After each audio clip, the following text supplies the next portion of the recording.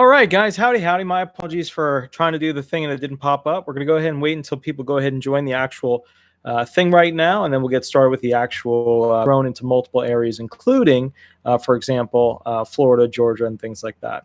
So what we're going to be doing is we're going to go ahead and begin the process of going through this. We've got to wait just a little bit until people can join the video, and then we're going to go ahead and start running hearing questions, okay?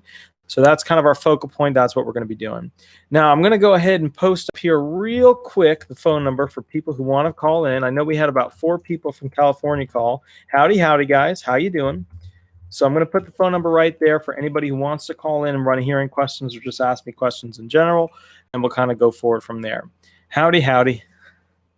Perfect. So what we're going to do is I'm going to go over some of the new videos that I'm going to be coming out with in the near future. Now, in August, I'm going to be going on videos coming out so that you guys can go ahead and watch those videos. Give me 1 second, and I'll tell you exactly what kind of videos we're going to be doing in the future.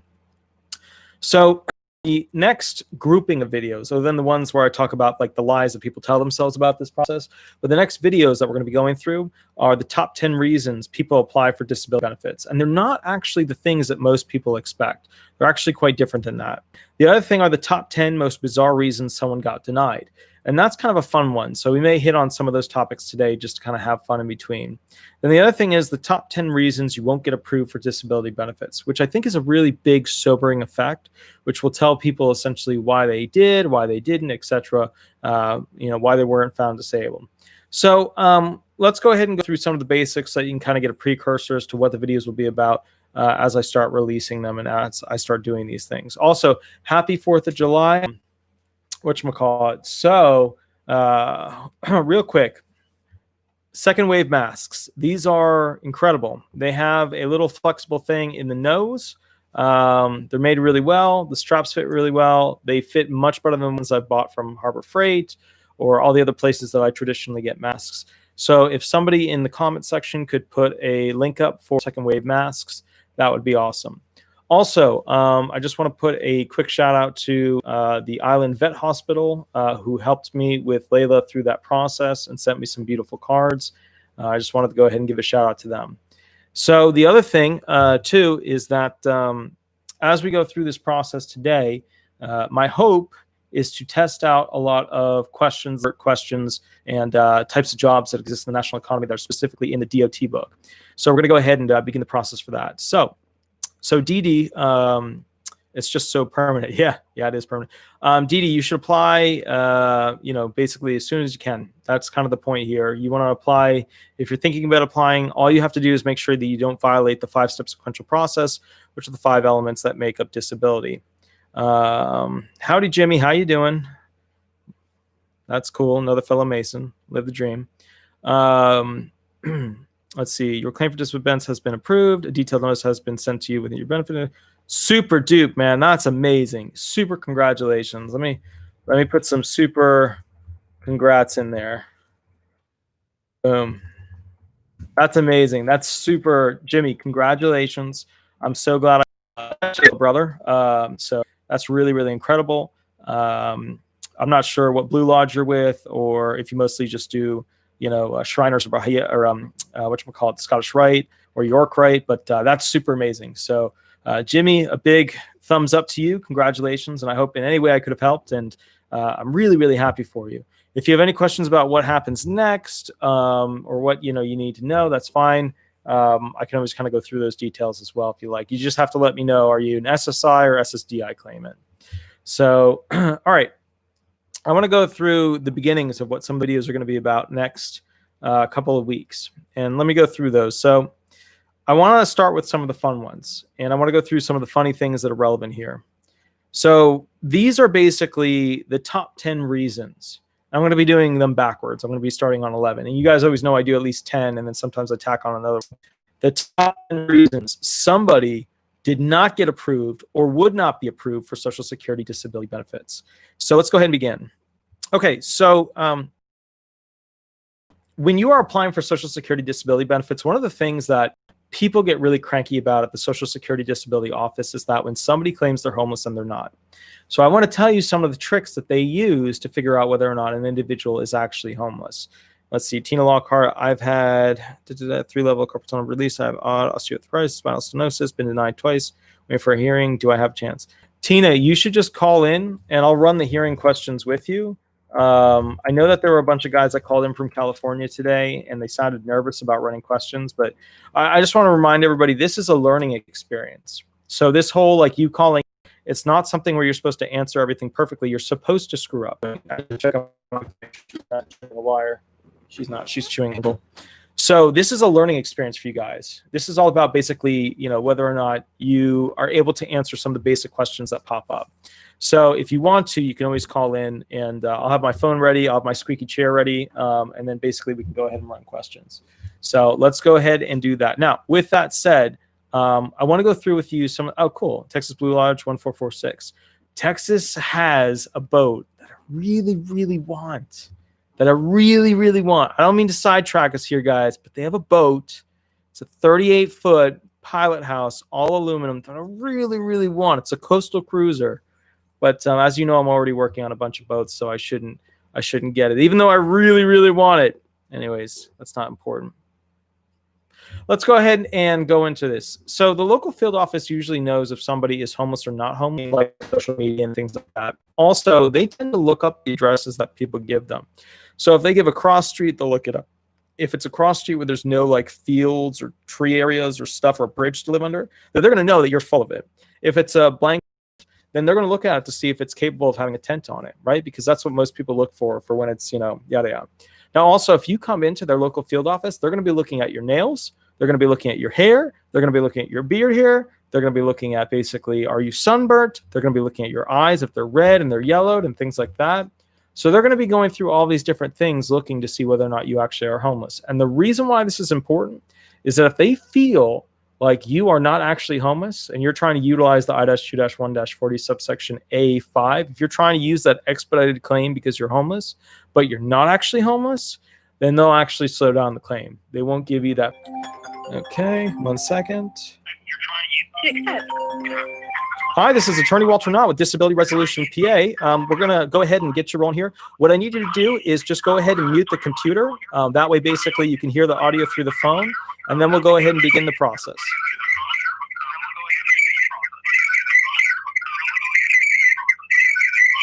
Oh, you there? Yeah, I'm trying to mute it. How do I? All right.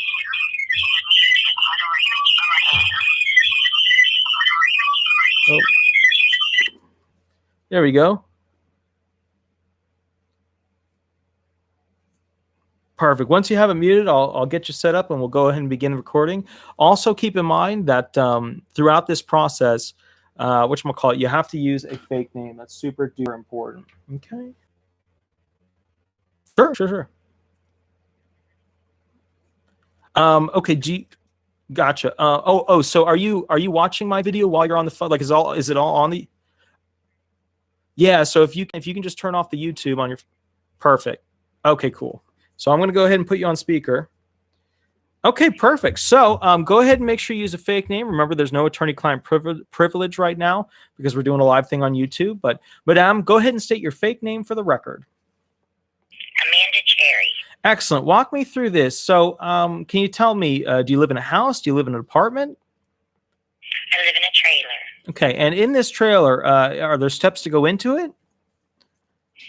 Like 3. 3 steps to go into it. And what about the back of it? How many steps to go through the back of it? We don't use the back. That's like an emergency. Okay. 13. Okay. So now the most severe impairments. Well, I had an ADF 3 level, and I can't look down or move my neck side to side very good. And I also had carpal tunnel surgery, but my hands are numb. It didn't work. And it was supposed to be my right hand, but he did my left hand, and now both hands are very numb. Okay. All right. So let's go through this. Out of all those, what is your most impairment? I'm going to say the pain in my neck and my back. Okay. And walk me I have through. spinal stenosis, and I won't do it because they didn't fix my neck.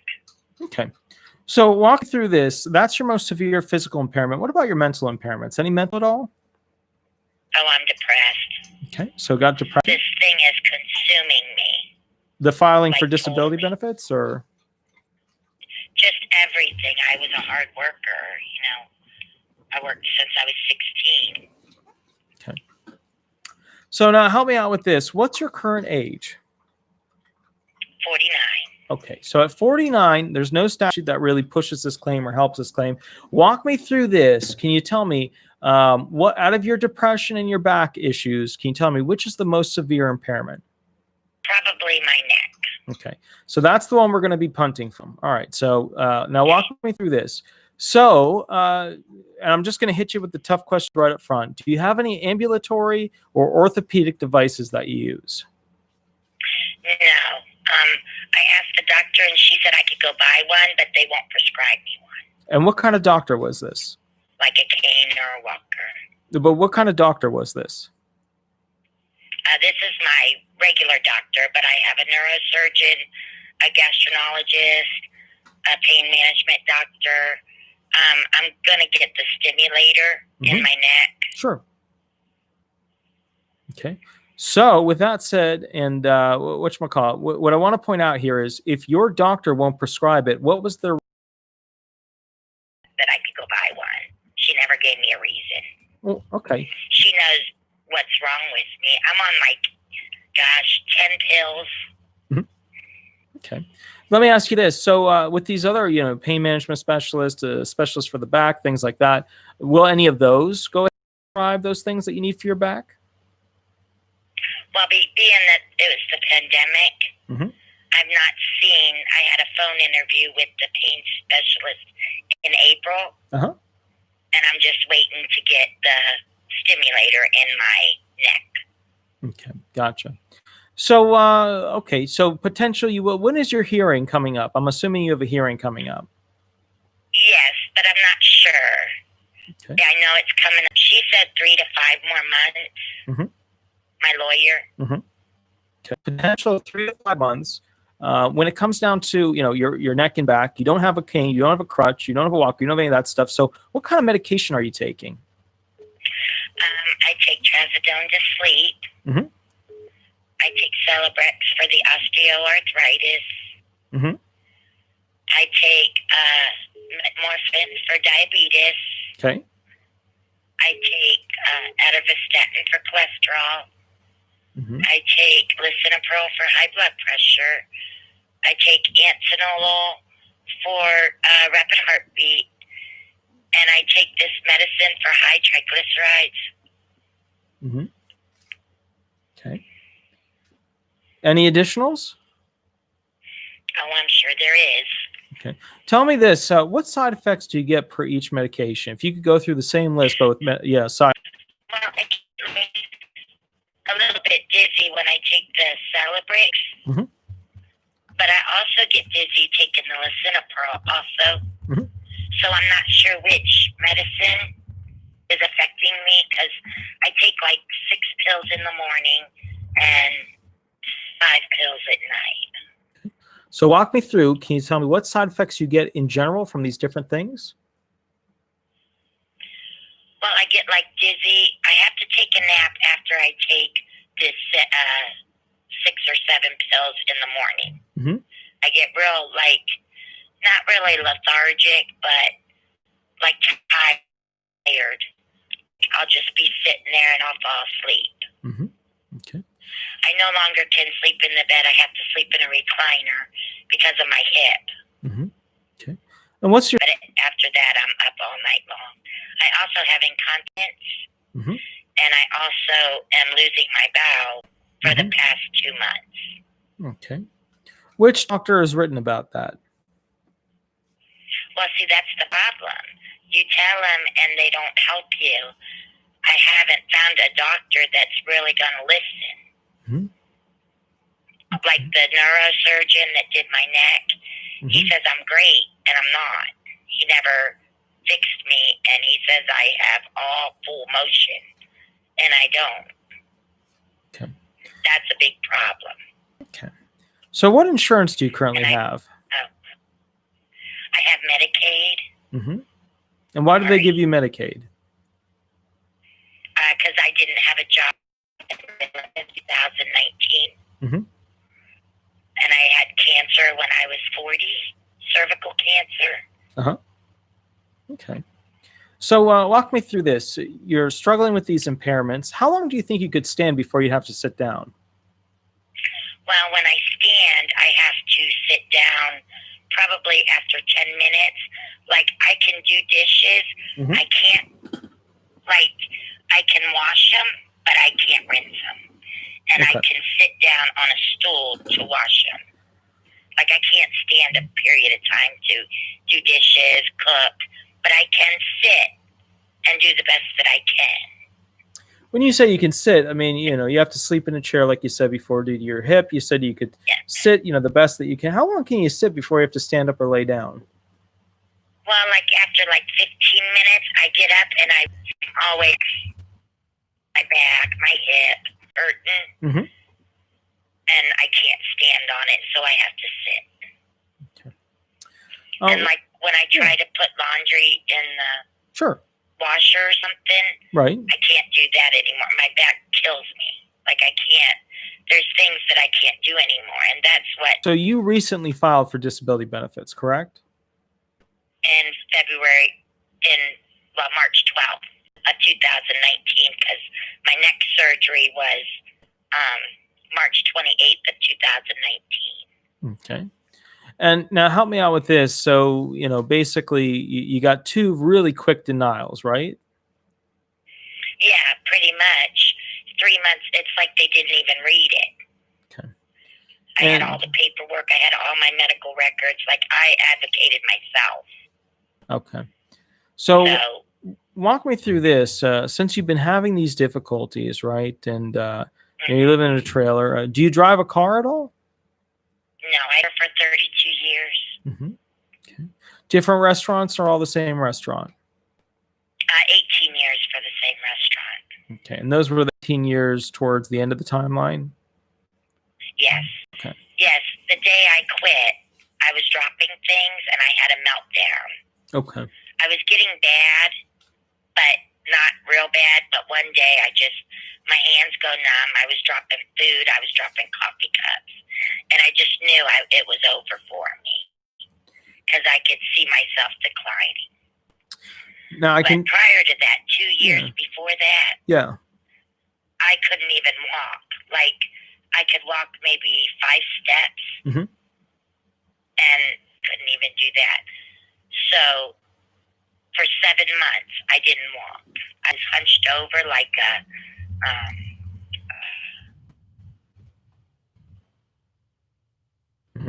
okay.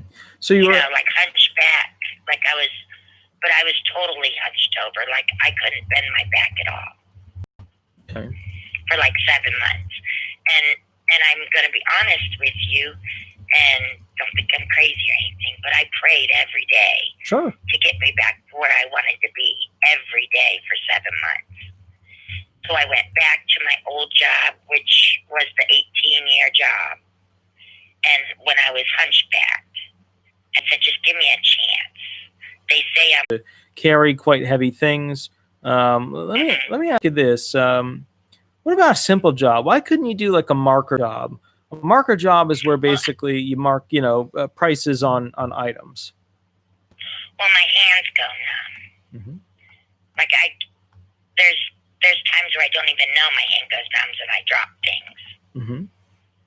Like constantly. I also have ulnar elbow, ulnar nerve in the elbow, and I have pain shooting down my arm. And my hands don't work the way they used to, or I would. That's what bothers me the most. I'm a worker. Okay. Just puts me in a depression. Sorry. So let me ask you this. How does the depression, limit your ability to function at home? Oh, I can't remember anything. I brush my teeth and I leave the water running. I try to make tea for my son and I leave the water boiling. My mind is not where it used to be. I have no concentration, if that's what it is. If somebody talks to me, it goes in one ear and out the other. Like I have no, like I'm always, I don't know how to explain it. Do you know what I mean? Like I'm always. Yeah, you're in a cloud, and you're kind of floating through it. Yeah. Yeah. Oh yeah. So now walk me through this. Well, I can't hold a phone very long. I have to switch hands. And I can't sit very long. I have to stand up after 15 minutes to reposition myself. Okay, gotcha. So, I can't type. okay. Well, how far can you walk before you have to stop and rest? I'm going to say probably about 200 yards, but in between, like my legs get real weak. So in between, I have to stop and like bend down and hold my knees, if that makes sense. We've talked about musculoskeletal limitations, sounds like neurological limitations, definitely mental-based 12-point respiratory limitations. Are you a smoker? Yes, I am, but I have cut down a lot. I'm trying to quit. And how are you trying to quit? Yeah, how are you trying to quit? I wear the patch. Okay, how'd you get the patch? Sometimes, excuse me? How'd you get the patch? My sister gave it to me. Okay. Now keep in mind, we've been going really slow with the questions. It's not going to be that slow in the hearing. In the hearing, it's going to be around this speed. So you're going to be getting questions at this speed going forward. And it just feels, you know, we got to kick it up a bit. Otherwise, the judge is going to get a little frustrated. So, but your sister gave you the patch. How did she obtain the patch? Did she buy it for you? Yeah, she bought them for me, yes. Okay. Now tell me this. Do you have like an unlimited supply from her? Is this where you have it for the next month? Or why do you have it? No, I put half on me. Okay. So I put half on me, and it helps. But there's days where I just rip it off and smoke. Okay. And can you tell me how many cigarettes do you traditionally smoke a day? Probably 5 to 10. Okay. And how many cigarettes did you smoke back in the day? Oh gosh, a pack and a half. Okay. And let me ask you this. So you're smoking, you know, quite a bit less nowadays, basically around half. Would that be correct? Half of what I used to smoke? Yeah. I'd say a little more than half. Okay. And tell me this, with these cigarettes, are you likely to in the near future go through a program to stop, you know, smoking, or is this one of these things where you're going to try it on your own? I'm going to try on my own. Okay. And can you tell me this, when it comes to these funds, does your husband buy the cigarettes for you? Yes. Okay. And be a correct assumption, if you had your own money, you would. Well, yes. If I was working, yes. Okay. What if you received disability benefits? You'd still go ahead and purchase, you know, cigarettes with them, I'm assuming. Well, hopefully by then I would quit. That's my goal. Okay. And how would you know? Probably yes, if I. Yeah. Okay. Didn't quit. And how would you? And I'll be honest. Yeah. How would you know that you'd be quitting by then if you're still smoking? Well, because I'm using the patch. I'm trying. It's hard for me. Okay. Now, does this? I've got so much going on. Does this patch program, does it go into detail as to when you're likely to be done or not have to go ahead and smoke anymore? Like, is there some sort of timeline I can look at? No, you set a date when you start wearing the patch. Okay. And then you're supposed to not smoke with the patch, and I don't. But I do rip it off and do smoke sometimes. Okay. Like, that bothered me so much. Like, I'm just ready to go to heaven. Okay. That's how I feel. Okay. So obviously there's something that happened in your past that makes you upset. Are we looking at something where you have nightmares and flashbacks? Well, some things, I guess. Okay. So what genre are they in? Now keep in mind, women usually do not tell me about their past when it comes to, for example, you know, sexual abuse, physical abuse from their past. Is this one of these situations where that's in your past? Oh, yeah. Okay. So help me out with this. Are you currently being seen for PTSD? No, I don't think I have PTSD. Okay. I do have nightmares, though. Are the nightmares of recurrent? what has happened to me, but I don't go crazy or anything like that. Okay. But these nightmares, they keep coming back and they're of the same thing. Oh, yeah, and it's the same exact. Okay, gotcha. and I can't be intimate with my husband as well as I'd like. Okay, gotcha. So stuff like that, if that. So that is the textbook definition of PTSD. Can you tell me, is there a reason that you don't feel like you should be treated for that? Well, I didn't think I had anything. I just thought that, it happened to me. I have to deal with it, kind of thing. Well, that is the best form of denial right there. But the problem is with that is that they have actual techniques to help you cope, not get the nightmare, something to check into.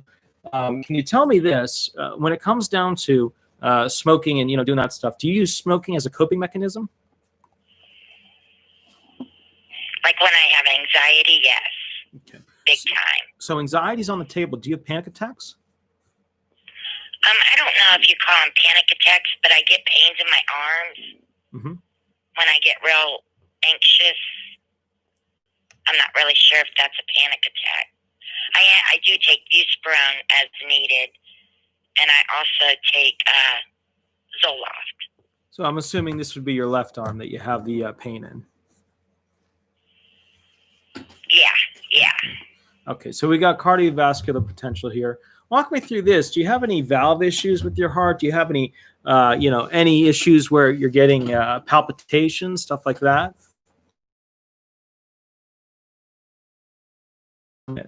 Like 120, 125, but it's been down since I've been taking this medicine. Well, that's pretty darn high. That's not too good. Yeah. Okay, so that's an issue. All right, now walk me through this. So now we're getting a better picture, right? Now, what are your top 5 most severe impairments? Well, my neck, my hands, my back, I guess my PTSD, depression, just all in all, like my life's over, if that makes sense. Okay. So let's try that again. I want to go very specific. I want this laid out perfectly. Top 5 most severe impairments. I want you to tell me why number 1 is 1, why number 2 is 2, and I want you to go through each one. Well, my neck, I can't, when I walk, I get anxiety real bad. Before I've hit, like I step over my animals, Sure. and I can't see down. My back is my hip, where it connects to my hip. That's real bad because I can't stand or sit very long, or I'll get these cramps in my legs. I guess my sleeping, I don't sleep at all because this has consumed me. And I guess my PTSD, because I have nightmares and I don't know, I think about things and then I get anxiety. Okay, so that was not number 1, number 2, number 3. I want you to say number 1, neck issues. Number 2, back issues.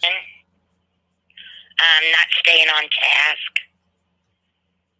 Like letting things go in one ear and out the other. Crying every 2 seconds if somebody does something wrong. I wear my heart on my sleeve. I'm always thinking somebody's out to get me. I'm always thinking, nobody cares about me. I have gained weight and since all this, and that's a big issue. I'm not really sure if that's me. All right, let's try it again. I want you to say number 1, neck impairments. Start me off with that. You go ahead. Number 1. Number 1, neck impairments. Okay. Number 2. Number 2, back issues. Number 3. Number 3, 4, weak legs. Number 5, hands. Let's keep going. Number 6. And number 6, sleeping. Number 7, anxiety. And anxiety, I guess. All right. Now that you've gone through those, I want to do it again. I want to hear number 1. Go ahead. Number 1. Number 1, neck issues. Number 2, back issues. Number 3, depression. Number 4, hands. Number 5, legs, weakness. Number 6, anxiety. Now, I want you to go ahead and I want you to repeat that exact same list, but I want you to repeat it to the following question. Why are you unable to work? Number one. Well, because I can't see up or down, I can't walk. If I walk, I have back issues where I have a narrow spine where I can't sit for very long or stand. If I have to stand, it hurts my hip. My legs go weak. I have incontinence. Number 3 is depression. I don't want to be here anymore. I want to go to heaven. I don't want the pain anymore. Number 4,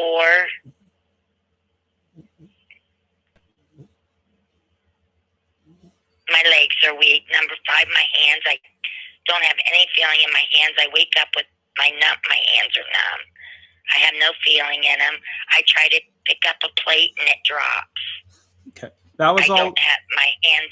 All right. That was all over the place. Once again, I just want you to bullet point for me. Oh. Why are you unable to work? Number 1, you have neck issues. I can't see up or down.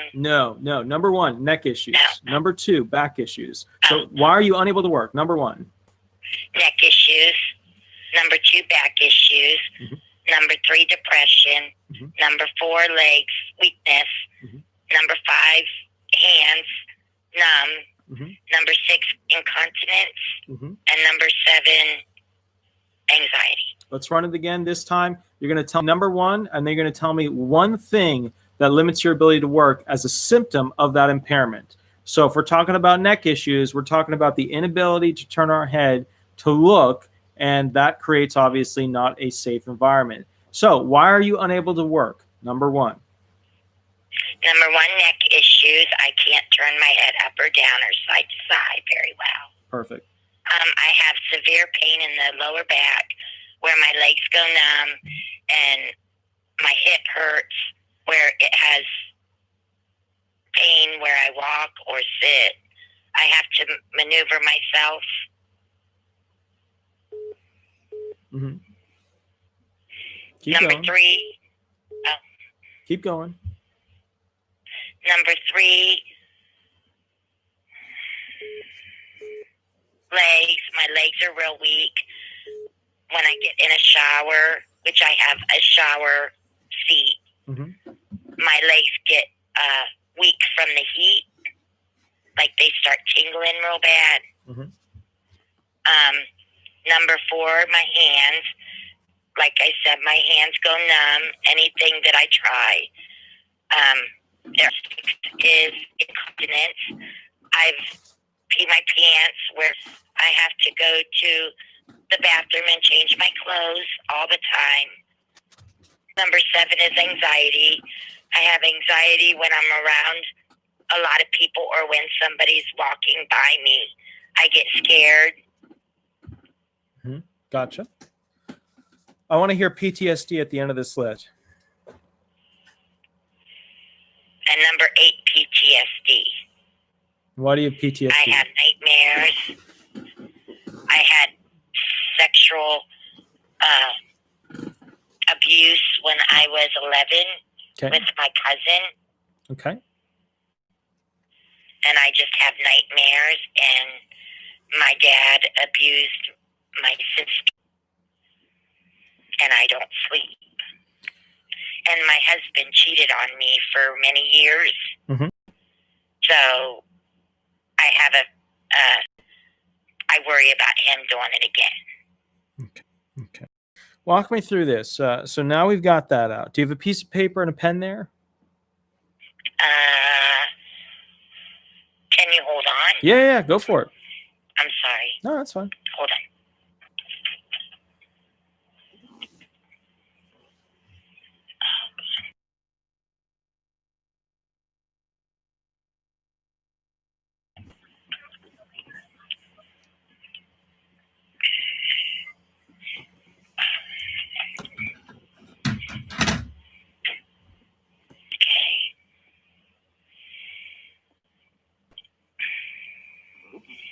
Okay.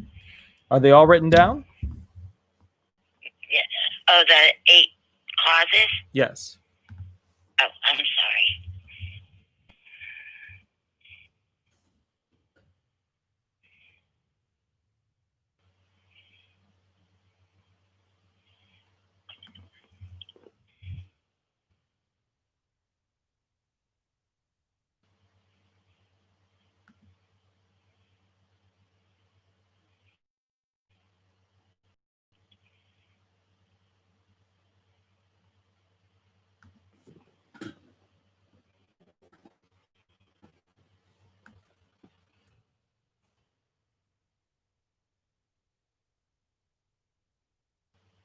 Okay.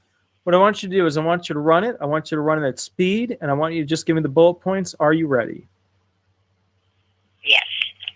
Ma'am, can you tell me why you can't work? I have neck issues, back issues, depression, leg weakness, hand numbness, incontinence, anxiety, and PTSD. Okay. How many of these are you currently being seen for? Neck issue, back issue, depression, leg weakness, hand numbness, anxiety. Okay. Can you tell me this? When it comes to these impairments, which are the most severe? Neck issue, back issue, depression, hand numbness, incontinence. I walked and I can't walk I can't see my feet. Mm-hmm. I would clean tables. I can't clean tables with my hands or my back. Mm-hmm. I did register. My fingers don't work like that anymore. What does that mean? Lifting. I can't lift anything on my arms. Mm-hmm. Keep going. I can't roll silverware because my hands are numb all the time. I've dropped coffee cups. I can't hold coffee pots. I'd be afraid to spill something on a customer. Okay. So help me out with this. Would you be able to pick up a gallon of milk with your right hand? Son of my husband has to put it in the refrigerator. Is your right I have no okay? in my hand. Is your right hand your dominant hand? Yes. Okay. Would you be able to lift it with your left hand? No. Okay. Now, about half a milk gallon. Half a gallon, maybe. Yes. Okay. So you'd be able to do half a gallon, but not a full gallon. Can you explain to me this? When it comes to basic kitchen activities, why would you have a tough time cooking a meal? Well, I can't stand, and my hands go numb. Remember, stick to the script. We know what number one is. Number one, you can't move your head to be able to read instructions, look down at things. Number two, you can't move your back and you have a hard time standing for long. Go through the list with me. Why would you have a tough time cooking a meal? Okay, I can't see I can't look, my hands go numb, and it puts me into an anxiety. Okay.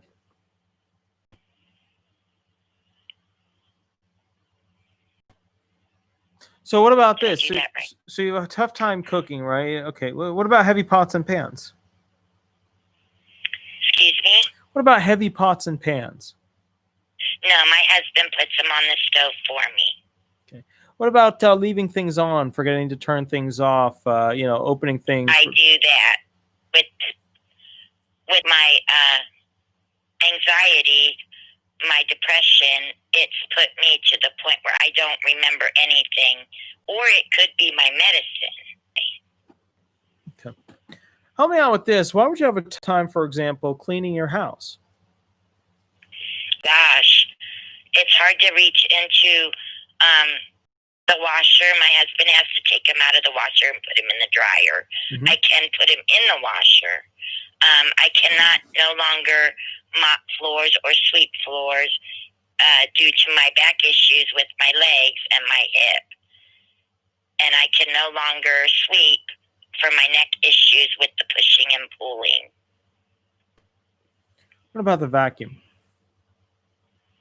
No longer vacuum with the pushing and pulling, which I'm limited to that. I was told I'd never be able to vacuum again. I'm gonna play the sweet judge now. I'm gonna play it up. I like to do throughout the day. I enjoy reading, a little bit of sewing, a little bit of watching TV. What do you do for fun? Nothing really. Just maybe play some games on the internet. So you can use a computer without issue? I have a tablet, and I have it where it is already put towards my face. What kind of games do you like to play? Like Candy Crush. Candy Crush is a good game. What level did you get to on it? Oh gosh, I've been playing it for years, 3,000 and something. Oh wow, so you're really, really good at it. Huh? So you're really, really good at it. Well, I wouldn't say that. It's just that's all I have. Okay. So that's what I don't understand. That's the hard part of it all. So help me out with this. You said you had difficulty with your hands, right? You had a hard time; they were numbing. I could play maybe one game. Maybe one game? And then game? I have to rest for a little bit, yeah. How long is one game? Maybe about 5-10 minutes. Well, 3 minutes, 5 minutes. It just depends. Yes. So walk me through this. You're able to play this game. Well, what's the theme of this game for people who don't understand it in the hearing room? How do you win Candy Crush? Oh, you just put shapes together, or colors together. So you're able to do this. Now, this is a multi-step thing, right? You've got to be able to configure things together, correct? Yes. And the idea is to kind of match them up and they disappear, right? Well, no, I'm not like that. I do it on a whim. Like I just play. Like I'm not a very smart person, so I just play. Like I just match them, and most of the time I don't get past the level. Okay. What level did you say you got to? Well, I'm at 3,000, but that was years ago. What level are you at now? Now it's not so easy. Why is it no longer so easy? Well, because I can't be on it as long as I used to be. So this is a length of time thing. You can't keep playing. It doesn't keep you at that level. You lose levels? No, you stay at the same level, but I don't have that ability with my hands. About the game. About the game. Think about it for a minute. What happened there? I see what you mean. I buddied up. But I mean, yeah. For somebody that doesn't have nothing else to do, I mean, is that relevant? You to be dead? Is that relevant? I mean, I don't. Excuse me? Is the argument that you have nothing else to do and therefore it's okay, is that relevant? Well, no, I'm asking you. No, that was good. You threw it back on me. That was good. Most claimants aren't that crafty. That was good. Very good. That was quick. Okay, so here's what happened. I buddied up. I failed, especially when you get to a higher up level, which you certainly achieved because you gave me testimony that you got there. So I see. I beat you up by trapping you in a corner. Let's have some more fun. Can you tell me this? When it comes to tobacco products, I know you smoke. Do you use any other tobacco products? No. That's good. All right. Now, I'm assuming you have having a little bit of a drink here and there is not a problem. Do you have a little bit of a drink, or do you drink a lot? Okay, so you don't drink a lot. I don't drink. Even as somebody who was serving food, did they serve alcohol where you used to work? No. Okay. Would they allow you to have smoke breaks? Yes. Okay. And can you tell me after? But I wouldn't take one. You wouldn't take one. Well, how'd you make it throughout the whole day? No, I would make sure my customers were okay. Okay. Got it. Like I wasn't the type of person that ignored them. I was a good server. I served for many years. And I wish that I could still do it, but. Okay. So walk me through this. You would go ahead and smoke in the beginning of the day and the end of the day, correct? Yes. Or maybe like when it's slow. Yeah. It would be different. But I was the only girl from like noon to 4. Okay. So you had to hustle. So. Yeah. Oh, yeah. Okay. Oh, and I loved it. Okay. So, okay. But you smoked back then, you said about a pack and a half, which isn't that much. Okay. Well, if I didn't work. Right. If I worked, it wasn't like that. Okay. How many would you smoke when you worked? Probably about 3 on like it was slow, or because most of the time I didn't, because I had customers. I didn't want to ignore the customers. Right. That was my job. So when you were working, you had difficulty holding things, but I mean, you worked there for a long time. They must have thought you were incredible. Oh, yes. They want me back. They would take me back in a heartbeat.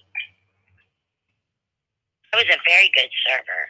I was the customer as I was waiting on you. Okay. But you were like, very good at you were a constant. People came in to see you and they went to go eat, right? Oh, yes. I even got cards sent to me after I quit. And said, "Hope you get better." Okay. And those. Help me out with all this. So you used to really be able to interact with people, like really get along with people. Oh yes, now I hate people. Okay. if that makes sense. I understand. So, but when you were working, I mean, you were so good at it that people wanted to get you. They wanted to get your table, right? Oh, yeah. Okay. I loved people. Can you tell me this? If you love people and you got along with them so well, how did your anxiety, depression, and PTSD not limit you back then, but it does now? Well, that's what I don't understand. My depression is caused by this whole mess of my neck surgery when he was supposed to do a certain level, and he did the wrong level, and the hand surgery, he did the wrong hand. Jesus, you know, wow. And made me a guinea pig, work and disability, and now I'm nothing, and sex with my husband. You know, it all came within the past year and a half. I mean, the PTSD's always been there, and I just learned to hide it, maybe. I don't know. Here's the thing. You are very believable. You're somebody, if I were a judge, I would very likely approve. Do you know who your judge is, but don't say their name? No, I do not. Okay. All right. Do you know But what... I live in Ohio. You live in Ohio. Okay, cool. So walk me through this. It would most likely be in Marietta. Okay. Okay. No, that's what I'm afraid of. I don't understand why. Okay. There's a couple of things that I would like you to write down specifically to give your attorney. Okay. I would like your attorney to do these things. Look, and remember, I'm only allowed to give a second opinion if you're already represented, so I have to tiptoe around this stuff. But if you're okay with it, may I make suggestions to you about what could be done on your claim? Okay.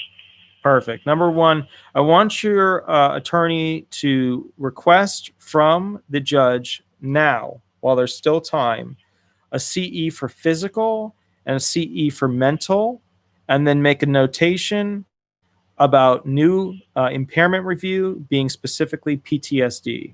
So CE mental, CE physical, PTSD review as part of the CE mental. And that's the PTSD, and that basically you'd be reviewed for that during the mental CE. Okay. Okay, so first thing is mental CE, physical CE. Next thing I want your attorney to do is I want her to go ahead and go over all the medical records that they have and all the medical records that they don't have yet with you. Okay. Well, I've been sending in medical records. Like I said, I'm advocating myself. Like, right. I'm making sure that they're getting everything. And I asked the lawyer if they needed anything. They said, no, we're up to date. Okay. Do me a favor. Just go over it like an Excel sheet. Go through one by one by one by one. You want accuracy. You want precision. You want all that medical in when you go to that hearing. Because if the judge doesn't have it, the judge and you better get it all in and go through it with your lawyer ahead of time. Remember, your lawyer for disability benefits is your teammate. They're your team captain. They are not going to magically do everything. They are just your team captain. All right, next thing I want your attorney to do is, well, it's something you're actually going to do. I want you to call up that free 800 number where they give you gum or patches for cigarettes and start that plan. Okay. The reason why is that gives you timelines and an actual federal government-backed plan to stop smoking. Oh, okay. Next thing I want you to do is I want you to reach out and see if you can get somewhere to go ahead and allow you to do a sleep study.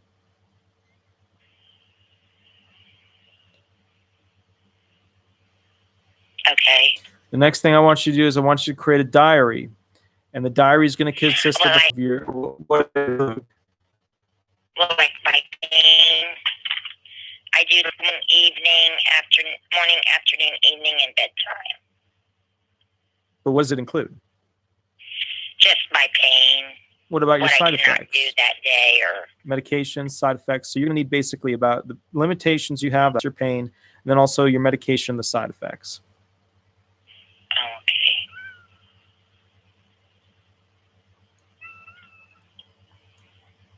Okay. Okay. Next thing your attorney should be doing with you is if most of the medical evidence is in, ask your attorney to begin writing her or his opening statement. because you want to review it before the hearing. Okay. Next thing I want you to do is I want you to ask your attorney what your alleged onset date is. Your day last insured and your alleged onset. Well, the date last insured would be 2023. Okay, cool. So you're good there. So then you got to figure out what your AOD is. And when you ask your attorney what your alleged onset date is, you want to ask them why they chose that date. And if they didn't choose that date, ask them what date do they feel would give you the best shot at being found disabled.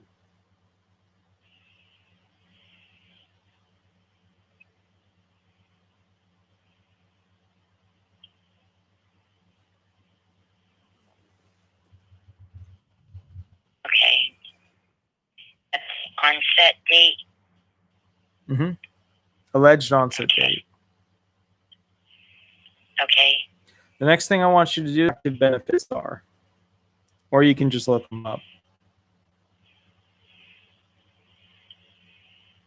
Okay. Okay. I want you to ask her whether or not you should be seeking retroactive benefits. Seeking. You know, like you're seeking to find the monster in the forest. Okay. Now, do you have any pets? Yes, I do. Okay. I want you to ask your attorney about how you should handle the pets question while you're in the hearing.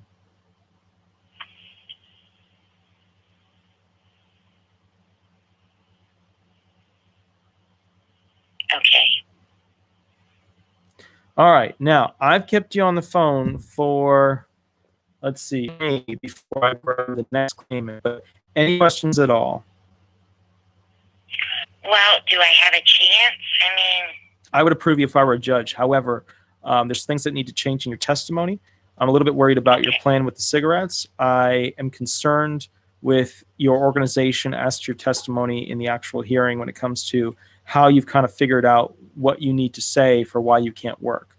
But if you were my claimant, this is a good claim. This is a good claim. I would stand by this claim. okay. Well, thank you very much. I so appreciate your help. Absolutely, madame. Have a wonderful, wonderful evening. And any questions at all? You too. Yeah, don't be afraid to reach out, and I'll catch up with you. Okay, and stay safe out there. Will do. Wear Will your do. mask. I actually know somebody who makes masks, and they're incredible. So I luck. Yeah. Thank Bye. you. Bye-bye.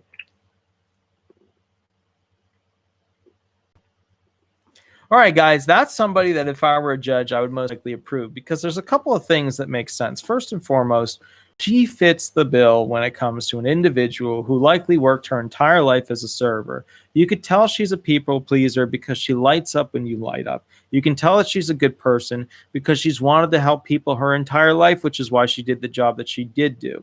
You can tell that this is somebody who has lost not just a step, but footing, and is now scrambling to try and figure out what it is that she was back in the day and how she can get back to it. Medication matches up. That's good. Impairment organized. With that said, if she keeps working it and working it and working it, she's going to give amazing, very humanistic, very trustworthy testimony that I would stand by. If I were a judge, I'd very likely approve this person. I stand by this person, and I really liked how she approached some of the questions. By the end of these questions, she was strong, she was accurate, she was focused. In the beginning, it was all over the place. She's now very organized, and that list, the list isn't perfect. She's going to have to move things to, number 1 is number 2, and number 7 is number 6. She'll move things around, but I bet she's the type who will sit there and on that list, rework it, because you know what that list represents to her. Just like that little pad when she was a server, and she would go ahead and figure things out, figure out new ways to write it, and make sure it was perfect. So this is somebody who I call a grinder, somebody that will sit there and rework something and rework something and rework something until that's disability claimants, because they're the absolute most impressive performance when they're in there interacting with the judge. And I want you to remember something too. Claims are not necessarily won in the hearing room. Claims are not necessarily won when you initially file those forms and it becomes federal record forever. Claims are not absolutely definitively astronomically won when you're in the doctor's office. It is the culmination of creation. It is creating evidence that all flows in a certain direction, because that means the weight of the evidence is for that flowing evidence, right? Because it all makes sense. The evidence goes in that direction. What happens with a lot of you guys is that you'll have evidence that's pro you, and then a little bit anti you, and a little more anti you, and then the judge has to go balance test. What do I believe? What's the evidence? What's the good stuff? She's the type of person who I believe has consistent medical documentation, even though she doesn't, it sounds like, have a doctor who has no excuse as to an inability to go ahead and give a prescription for a walker, a wheelchair, a cane, a crutch, or whatever. Orthopedic shoes, doesn't matter. So there is absolutely no reason at all why a physician shouldn't be able to go ahead and prescribe those things. So I want you to understand this. It doesn't take a specialist to prescribe orthopedic shoes. It doesn't take a specialist to provide or prescribe a walker or a wheelchair or whatever. What it takes is just a doctor who's willing to put a little bit more effort in, which is writing down on a piece of paper a prescription for something. So if you have a doctor that's not willing to prescribe you a walker, a wheelchair, a cane, or whatever, then it's time for you to seek out a new doctor. And the reason for that is that new doctors are aware of new patients. And new patients, when they get them, they are aware that basically they better put their best foot forward so that that patient sticks around, so that they can keep getting that Medicaid money. And that's what it's about for these guys at this point. Are they going to be able to consistently collect a check from Medicaid? Smoking is that, very simply put, she would buy cigarettes with Social Security, disability, federal funds. That's not good. That's one of the big things we got to make sure that we change with her claim, is that when she stated that she would purchase those cigarettes using Social Security, disability funds, that was a no-no. She's got to make sure that she does not put that, because, and this is important, the judges do not want to hear that disability funds are being used on cigarettes. They don't want to hear that disability funds are being used on crack, heroin, alcohol, spirits, beer, tobacco, cigarettes, cigars, dip, all that stuff off the table. They don't want to hear that. And here's why. Because those funds in their head is supposed to be for upkeep, like rent, food, electricity, internet, blah, whatever, okay? All right, now there was another thing that popped up, which was the game situation. Serves disability benefits, although with preference, I would prefer that she not spend the funds on essentially cigarettes. So that's one of the big things. Another thing that popped up to me with the testimony that she was giving was that as I was going through this, she was very slow in the beginning, and she's got to go faster than that. When you guys are in front of these judges and the attorneys are giving you questions, there needs to be a little bit of urgency in your voice. There needs to be a little bit of speed to your testimony, because you only get a short period of time to ask all the different questions that you could potentially ask. So what do I mean by that?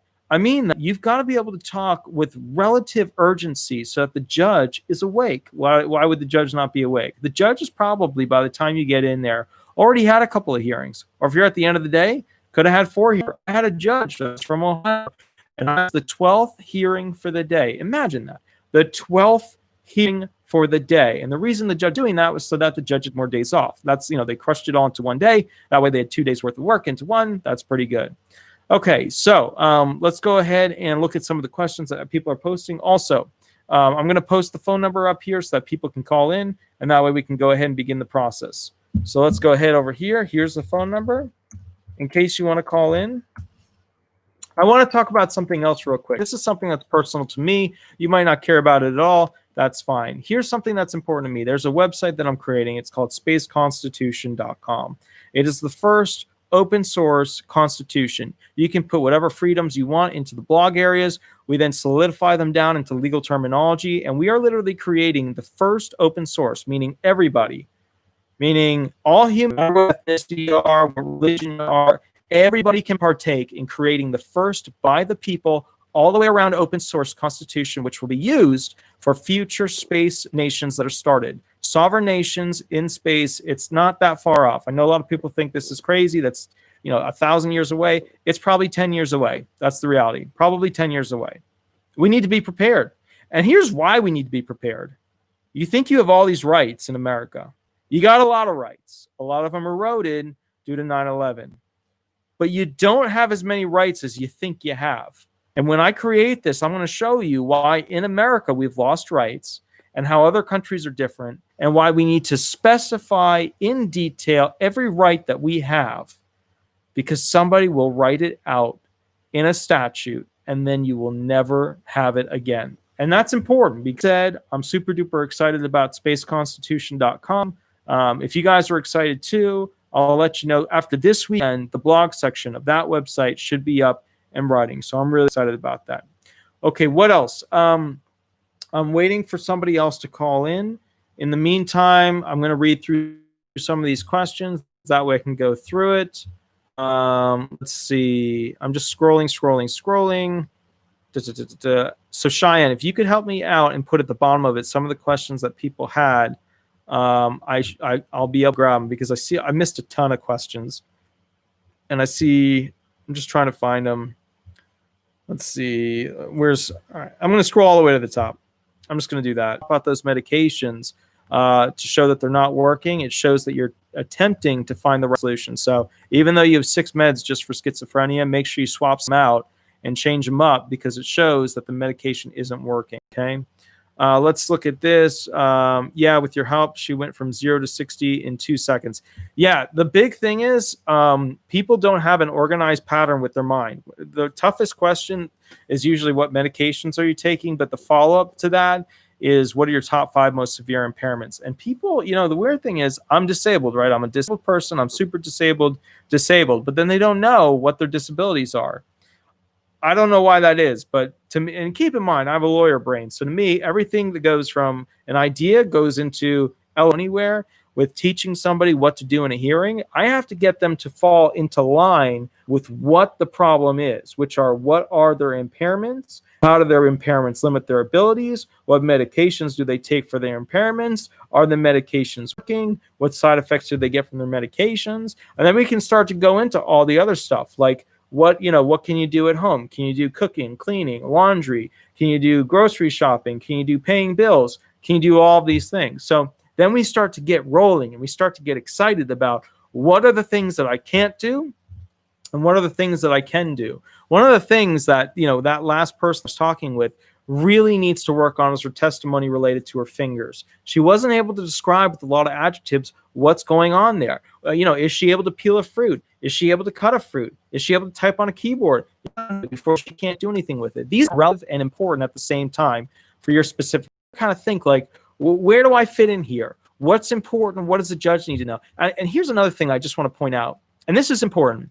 You're sitting in front of a judge where you think that judge at all times is really paying attention and really focusing on what you're saying. They're not. They're not really focused on what you're saying. They're 5 hearings in. You're coming up last. They already had lunch 3 hours ago, and now you're sitting there in front of them, and you're trying to tell them, I got all these problems. You have to be organized.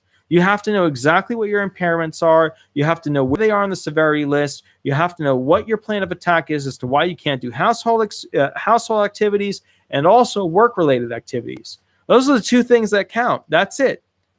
Household activities, cooking, cleaning, work activities, right? Work activities, interacting with others, having to, complete tasks. Can you start things that you finish? Are you able to yada, yada, yada? These are the 2 fundamentals, home activities and work activities. You got to know what these 2 are and why you're limited with both, because trust me, this is what the judges do. The judges will hit you with work activities. I can't do this, but I can't do this, right? And then they'll hit you with the home activities. I could do that. Well, the home activities are directly related to the work activities. So what they do is they flip their questions around. So you could do this home activity, but why can't you do this this work activity? They flip them because they are directly correlating. All right, sorry, I got to scroll down. Hi, I have bipolar disorder and I'm 51. My GAF score is 48. 48 is not that bad. Will the ALJ consider my GAF score? Absolutely. Remember, you've had the GAF score multiple times. So that's not really just your score. That's just your score. Ask me about that one. I'll go into the bigger thing because that's not as simple as you think it is. I had questions of my past work history and the VE said no jobs. Okay, so Joe, here's the deal. And Janet, just catch up with me via email because that's a bigger thing. It's a huge question and there's all these little tricky caveats to it. All right, Joel Villalobos. I love that last name. Villalobos. I love that last name. I've always loved that last name. I had questions of my past work history and the VE said no jobs. Did the VE have multiple hypotheticals? Because if the VE had multiple hypotheticals, like hypo 1, hypo 2, hypo 3, just because they said no jobs available in hypo 3 does not mean they didn't say no jobs available in hypo 2, could go ahead and choose. That still means that the judge could go ahead and choose and say that you are not disabled. So if he said hypo 1, there's jobs, hypo 2, there's less jobs, hypo 3, there's no jobs, the judge could still choose to put you on hypo 1, hypo 2, or hypo 3. No jobs, some jobs, lots of jobs. He can still choose these two and find you not disabled. So bottom line is, it's a good sign, but it is not definitive, because these judges will usually say, okay, what's the time off task? 10%. How many days can they miss a month? 1 day a month. You know, if they did those, would it be work preclusive? Work preclusive. Everybody thinks, wow, that's amazing. I'm going to be found disabled, but that's not how it works. Hypo 1 and hypo 2 or hypo 3 or whatever they had up here where they could find jobs, they could choose that. I got to name up. So this is for Mira. This is for Mira Zakovic. Adult child disability, got it from my son, but my SS reduced an amount of $400 per month. All right, so you're going to have to contact the local field office and get them to do an accounting on your claim. What does that mean? It means that you're going to have to contact your local field office. So if you're not sure where your field office is, you're going to go ahead and go to Google, type in SSA disability search, SSA disability zip code. You're going to put your zip code in, your field office is. You're then going to go ahead, because you can't go to it right now, you're going to call them up and you're going to say, hey, can you send me an accounting as to why my benefits are this amount? Now remember, adult child disability benefits are basically where a child between 18 to 22 can go ahead and receive benefits. So what that means is that you have to look at what the accounting is and how they came up with that. Let me scroll up a little bit higher. Okay, that's what I need to know. What will be my new onset date when I was denied on June 17th? Your new onset date for Florida Couple 2011 will be the filing date until we change it. But remember, if the prior claim cannot be won, right? If the prior claim cannot be won, then what happens is this. The prior claim on the final denial becomes the end. You cannot claim with a new claim a day prior to that last denial. So the moment you get a denial and it can't be appealed, that is your last date. The moment everything stops in which you can no longer claim you were disabled before that. It means that you can only claim you were disabled after that point. So that means that when you get a claim in a CE, had mine done last year, FCE. I'm not even familiar with FCE. Hold on. FCE. Let me do a quick search that they're talking about.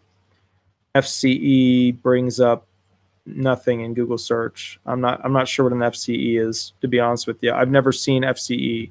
It may be relevant, but I don't know what an FCE is. It could be, having something to do with the 8-step sequential process for CDR or something, but I don't know. CE is a consultative examination. It might be, and keep in mind, there's so many damn acronyms.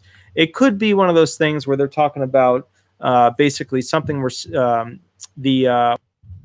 let me give you a proper walkthrough as to what that is. God, I haven't seen that forever. Yeah. Okay. Employment, FC, prospect, presidential health status, body functions. All right. So, all right.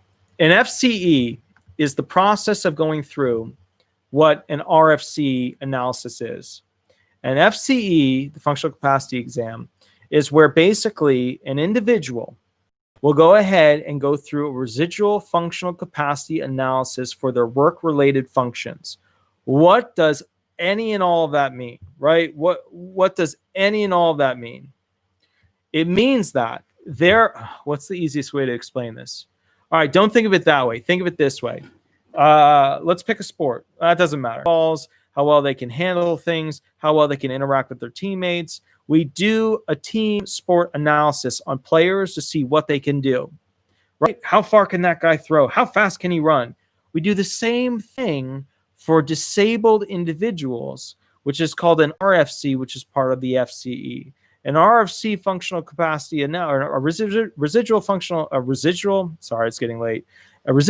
capacity exam wants to know how far can you walk, right? Instead of the pro team sports guy where we want to know how fast or how far you can run, with you, we want to know how far you can walk, how long you can stand, how well you can sit, all these kinds of details. And it's important because we need to know it for element 4 and element 5 of the 5-step sequential process. element forward in order to be able to go forward and basically figure out if you can do those functions. Sorry, guys, I'm getting a little tired. Said I could work about 2 hours a day, no more. Some activities like kneeling, stooping were no, as an example. Look, so the way it works is when a VE, just to go ahead and answer SRT 392, when a VE goes ahead and gives details as to a job where you can only do something for 2 hours, then it's probably about sit, stand, or walk. Attorneys like me are always looking at the sit, stand, or walk. Sit, stand, walk, right? Sit, stand, walk. All right, sitting, that means sedentary jobs. Walking or standing, that means light jobs. So here's what we want to know. We want to know, okay, when it comes to, I'm just checking on the puppy. When it comes to, then what does that mean? It means that basically they could do sedentary work.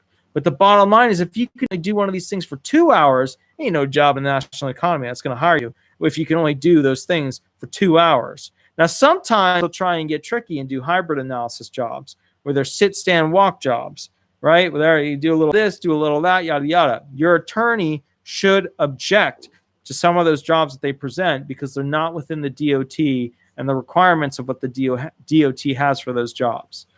All right, let me go to the next one. I just turned in my 3380 and 3373. What's the next step? All right, Isaac. So here's the bottom line. Live is lagging bad. Missing your answer has been lagging. Okay, so let's talk about this real quick. Isaac, here's what you need to know. I'm going to repeat it again. It came back on. Isaac, here's what you need to know. Once you submit your 3380 and your 3373, you're going to get what's called supplemental forms. Supplemental DDS forms come in the following flavors: an anxiety form, a pain form, a cardiac form. It could be an AIDS form. It could be a seizures form. It could be an immune system form. But there's these supplemental forms that DDS will send to you. Upon completion of those, and upon completion of going to a consultative examination doctor, if they need you to go to it, then in that instance, you'll go ahead and get a decision. But the 3380 being the third-party version of the 3373, those are very important because they use those forms to find state. So basically, if you applied in 2012, that's so far back that it's not really going to affect you. Let's say you applied in 2012 and in 2014 you got your final denial. It's not going to matter. We're in 2020, which means that you can't, even with retroactive benefit, reach back to that period. Should you bring it up to if you want to apply this summer? It's not going to matter. You can bring it up. You don't have to bring it up. Okay, let's see. Well, I'm trying to fill out all the forms you sent me. Big question since I was denied the first time by the ALJ. How do I answer these as from now or from the old date? Okay, so Florida couple 2011. Call me tomorrow. I'm going to be running around doing a million things before the holiday. I think tomorrow is a holiday, but it doesn't matter. I work anyways because what else am I going to do with my time? Make sure that we specifically put down the details that are important on that 3373 because I'm seeing the judges use a lot of that to go ahead and hurt people. Okay, Florida couple, just call me tomorrow and we'll work out the details. No worries. Okay, so let's go up a little bit more.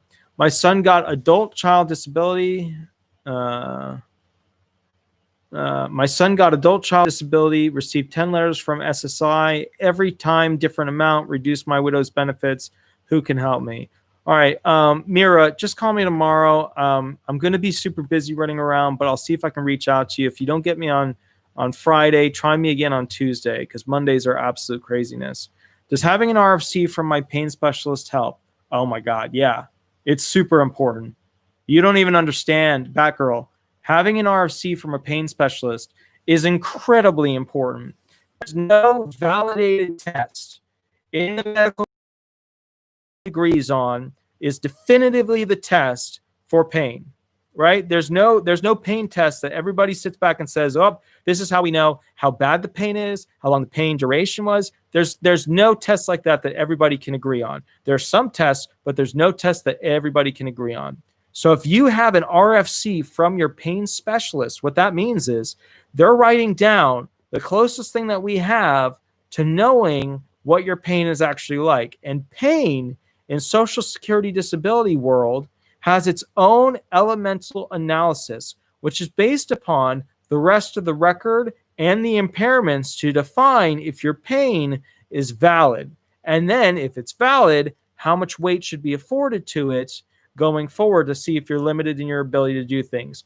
What I need to know will be my nuance today. All right, guys, I'm scrolling up. Okay, I'm scrolling up. Okay, guys. So with that said, what I'm going to look to do now, and I'm sorry it's lagging so much. I got to fix this, and I'm probably going to be in front of a TV screen next time, right next to the internet. So that's probably where we'll do this next time, in front of a TV screen where we'll have like logos and stuff like that. Now, I want to support you guys. If you do have a new idea, or somebody's got a friend or a company that you really like, and you want to throw it up on the background or something, a logo of some friend's company or something, and they make a product, that's fine. Shoot me the product, and I'd be willing to go ahead and put it somewhere on the screen, like here. Fill one out for me. Okay, so let's keep talking about this. What I'd like to do now is I'd like to go through kind of the future of what this channel is going to be doing. I want to go through the big picture of what this channel is going to be doing. This channel largely has focused on doing, essentially fun videos. I want to spend some time figuring out exactly what types of things, what types of questions, what types of videos you guys want. So I was thinking what we should have is at the end of each video, if you guys could make a collection right at the end, like right as we reach the 2-hour mark, if you could make a collection basically of ideas, questions that you want videos made on here, I'll collect it onto the list, and then we'll go ahead and do that. All right, we got another question here from Janet. Do you represent clients in Arkansas? So I don't represent clients in Arkansas because it's just too far away for me to drive. Be careful when you hire an attorney in Arkansas that is potentially not in your state. Be careful that you don't hire a big box firm. Make sure it's somebody that you can actually get a hold of, not one of these attorneys who only talks to you for 10 minutes before the hearing. You go in there and you wing it. So you want to be careful, okay? So if you want further information on who you should hire, you can always call me or shoot me an email, and I'll catch up with you. A friend of mine, Sotito Garriga, or I'm not sure how to pronounce the last name. A friend of mine is trying to call, and it's going to voicemail. Oh, it's going to voicemail? Let me give you the phone number real quick. Hold on. Try this out real quick. And basically we'll go from there. So try that phone number out. I've got it right. I'll see.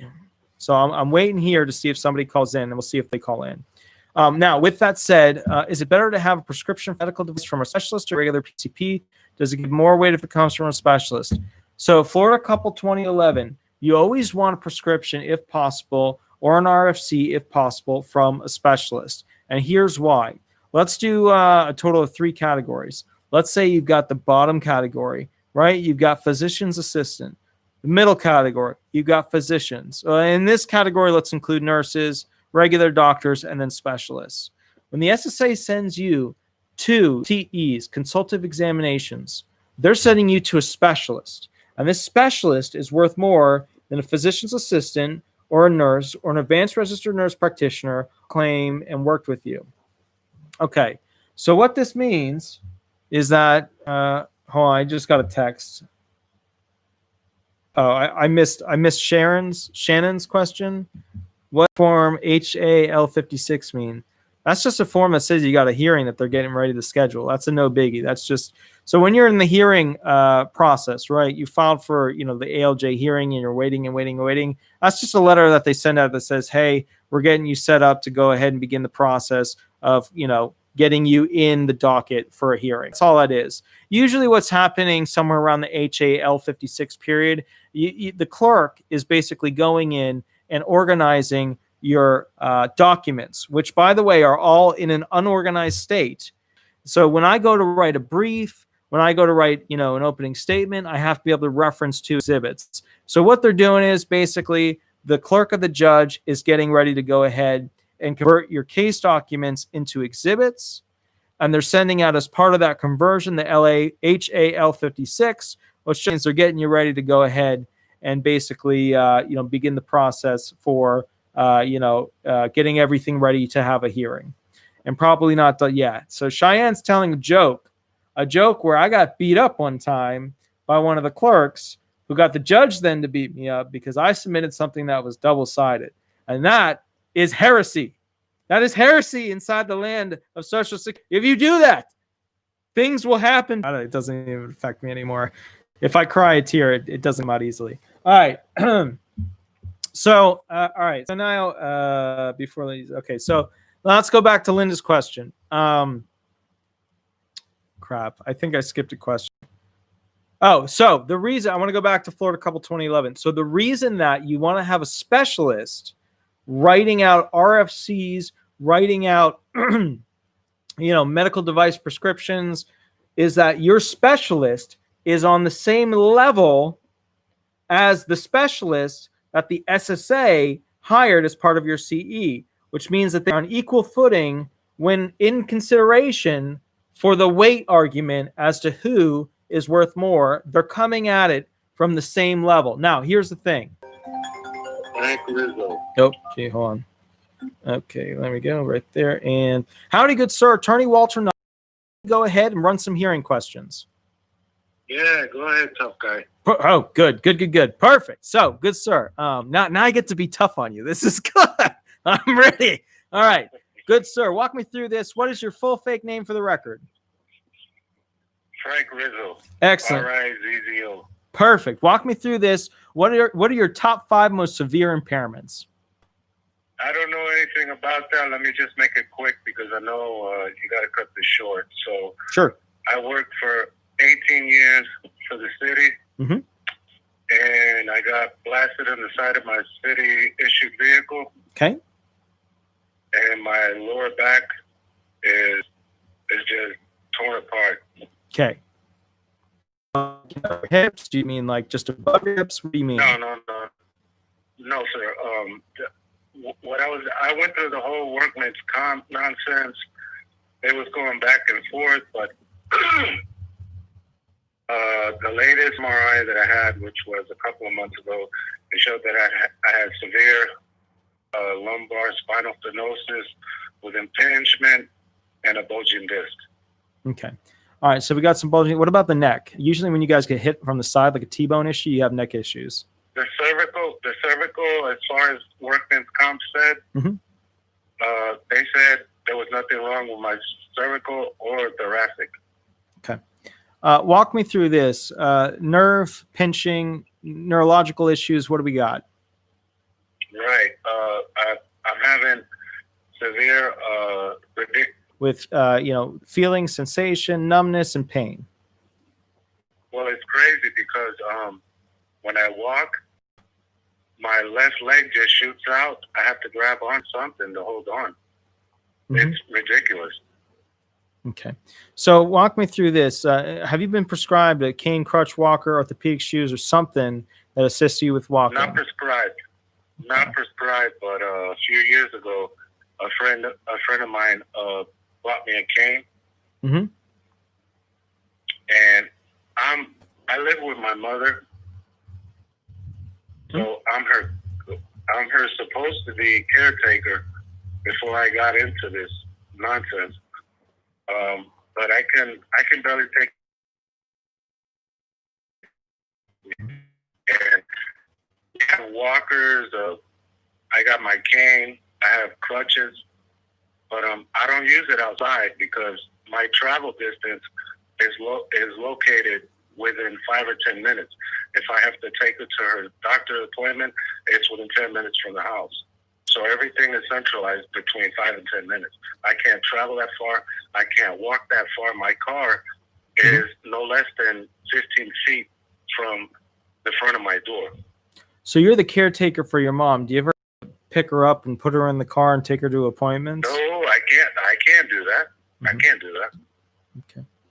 What about giving her medication? You able to stay on top of that? For the most part, she remembers. She doesn't like taking medication. She's going to be 79. But whatever medication she takes, she's on top of that. That way I don't have to be stressing over it. Help me out with this. How do you help your mom then?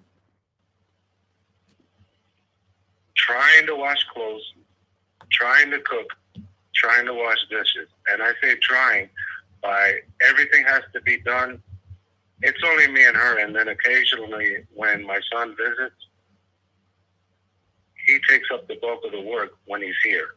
It's off and on because I'm single, and it's split between me and his mother.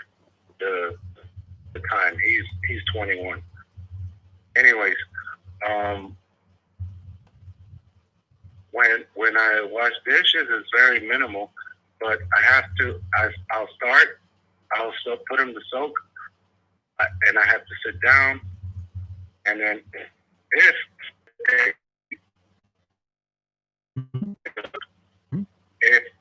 I have so many burns on my hands from when the pain strikes. Say I have something in the oven, and then I forget about it. I have to hobble and hold on to things, and then accidentally burn myself. I forget about things on the stove. It's ridiculous. Tell me about this. So what do you usually cook for your mom? Well, it would have to. She's very picky, and if she's not able to do something, I'll make something really quick. Like I'm Spanish, so I'll try to make some rice or something to throw in the microwave. There's some kind of frozen chicken. I don't know. Well, the more complex foods I used to do is like lasagna, what else? Carne con papa. That's like a stew, black beans and rice together.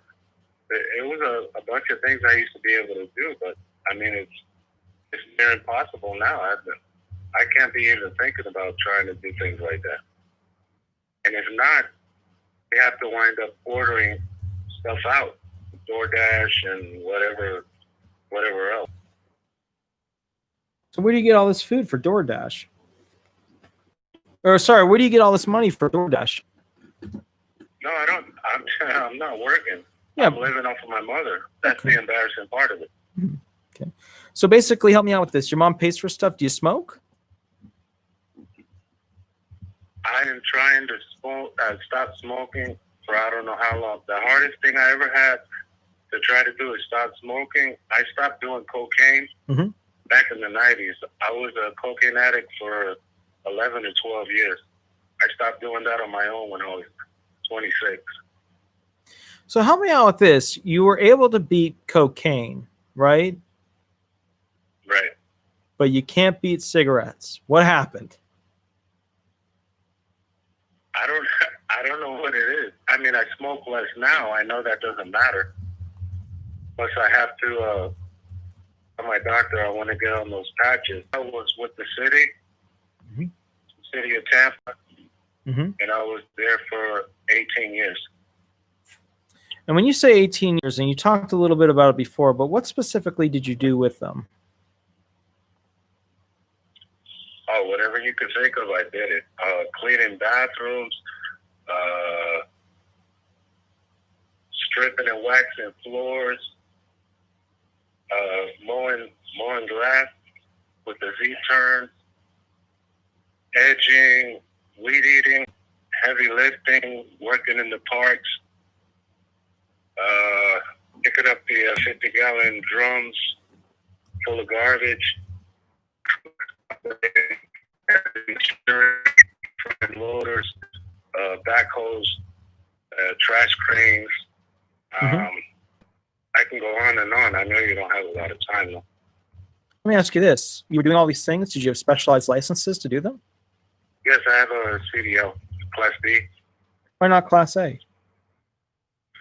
I never wanted to go into the hazmat, driving those 18-wheelers. That's just something that never interested me. There's a lot of responsibility with those. Yeah, I mean, if one of those goes over. My partners, the partners of mine, they were so stressed out with all those responsibilities that I was just glad to have my B license and be able to haul mulch, sand, shale, whatever. The only thing I actually tried on my own back in December Mm-hmm. of 19 Mm-hmm. to start the application online, and it started to get a little bit tricky for me. I only went to the 8th grade, so I put that on hold, and I've been trying to find an attorney to help me out with this, because I could tell when I'm being thrown a trick question or whatever on paper. You know what Sure. I know how to read and write, but you know. Let me ask you this.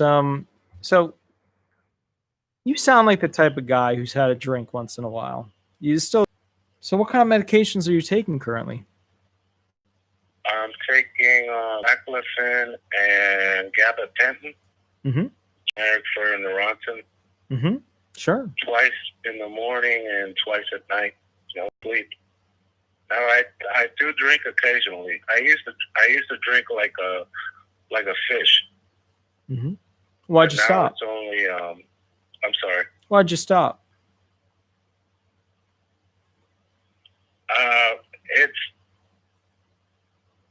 I used to drink like that because when I would work, come home, drink, and go to bed, get up the next day, whatever. But it's just Smart about it. You realized things were getting tougher with the alcohol, and you quit it. not so much that it was getting tough. It's just throwing money away, basically. How much money do you throw on cigarettes every week? What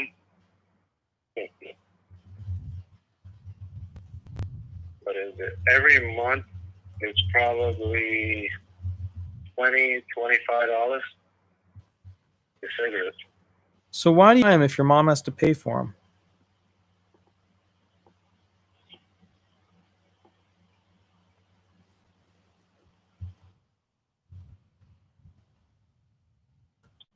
So Must be the connection.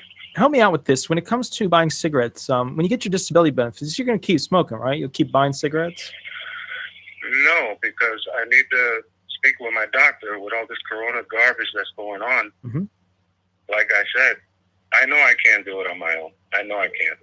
So I need to get those patches and just try my best. But if I kick the coke habit, if I got help with a patch, I know I could stop this now. Okay. So help me out. When it comes to your hearing, when is your hearing? Is it like a month away? Is it 2 months away? No. I don't have a hearing. No. I just started the application. Okay. And then I left the SSA attorney to help me out with the process. Where are you based? Geographics. Are you based in what state are you based in? Central. Yeah. Tampa. Central Tampa. All right, so you're literally right across the state from me. I'm most Central Florida, but now I live over on the Cocoa side of town. With that said, walk me through this. So you're looking to start the application process. What questions do you have about the application process that I can help you with? It's been a while since I got back on there because they have this thing where you have to have a certain key number or whatever to get logged back on. Yep. I got discouraged, and I'm just in such a disgusting depression that, I just put it away, procrastinating, and to do. And even the last doctor that I saw through workman's comp, he wanted to do a spinal fusion. Mm-hmm. And I asked him, I said, is it guaranteed? Can I go back to work 100%? He Sure. says, I can't guarantee that. So I said, well, I can't agree to that. Mm-hmm. And then long story short, he put me on permanent light duty restrictions. And then I went back to the city doing sedentary work, no standing, no bending, no lifting, every 30 minutes to get a break. But within 6 months, I got a letter from the city saying that I either had to resign or be terminated if I can't come back 100% to work. I had to resign. What's your current age? I just turned 48. What's your highest level of education? 8th grade. Any certifications other than the one you talked about being the Class B? No. Mm-mm. No diplomas, certificates, anything like that? No, sir. Mm-mm. Not even the safety programs, OSHAs? CPR. Okay. As far as I can remember, I think that's it. If you hear me struggling, it's because I'm sitting down trying to stand up. But go ahead. Help me out with this. When it comes down to, the environment, you used to be in the environment all the time. That's being outside, interacting with the dust, pulmonary irritants, hot, cold, things like that. We look for environmental restrictions, which I know it doesn't have anything to do with it, but I had a TV fall on my head, Uh-huh. so I'm hard of hearing out of my right ear. Mhm. Right ear. Sure. And when people talk loud or whatever, if I'm facing them with my back ear, it irritates me. Okay. And as far as outside, that I know of, I don't think I have any problems with. The only thing that would bother me that I see is the cold weather. That irritates the hell out of my back. Okay. And it makes it even worse for when I'm trying to walk the little bit that I do. Okay. On my left. Well, like I said, I'm terrorized because when I come across, when you have a straightaway in a neighborhood, Yeah. you got the left side and right side with stop signs. Yeah.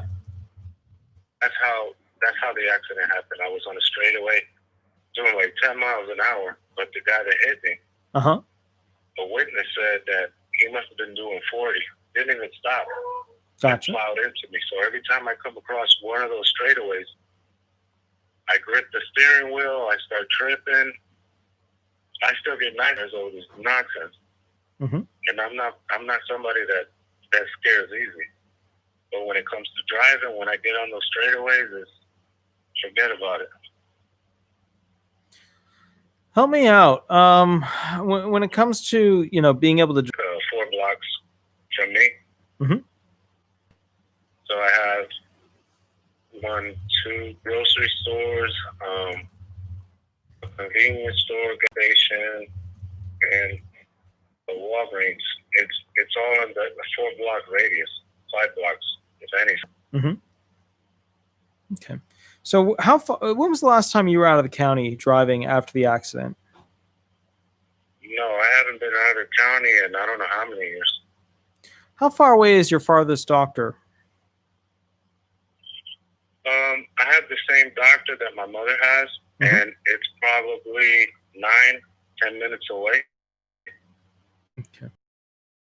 How? So like I'm doing now, I'm fluctuating. It's 10 minutes. If I'm lucky, 15. I have to stand, walk around, and then sit right back down.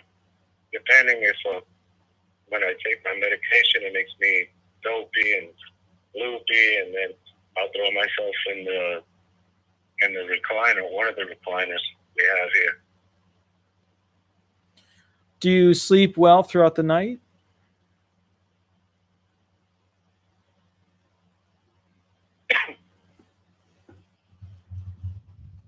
Do you sleep well throughout the night? Hello? Yep. Can you hear me okay? Okay, yeah. Go ahead. Do you sleep well throughout the night? No, I'm a late sleeper. Mhm. It's so hard for me to sleep at night. But like I said, because of the nightmares and I dream like I'm driving on a bridge. I hate bridges. I hate heights. And then like just somebody comes in and plows me into the water. Just dreams like that, and then I wake up. It's really hard. Okay. Do you have recurrent dreams? And I hate pills, by the way.